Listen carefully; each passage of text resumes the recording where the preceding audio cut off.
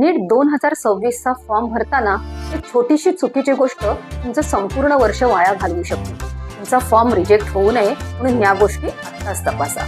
सर्वात आधी पांढरी पार्श्वभूमी असलेला तुमचा लेटेस्ट फोटो, ज्यामध्ये तुमचे दोन्ही कान स्पष्ट दिसणे आवश्यक आहे. दुसरी गोष्ट आहे पांढऱ्या कागदावर काळ्या पेनाने केलेली स्वाक्षरी आणि 10ही बोटांचे स्पष्ट ठसे दिसणे आवश्यक आहे. तिसरी आणि सर्वात महत्त्वाची गोष्ट म्हणजे तुमचे आधार कार्ड. त्यावर तुमचे नाव आणि जन्मतारीख ही 10वीच्या मार्कशीट प्रमाणे असणे आवश्यक आहे. आधार कार्ड जर तुमचे अपडेट नसेल तर ते आत्ताच करा. याबरोबरच 10वी आणि 12वीचे प्रमाणपत्र आणि कास्ट व्हॅलिडिटी सर्टिफिकेट आधीच स्कॅन करून ठेवा.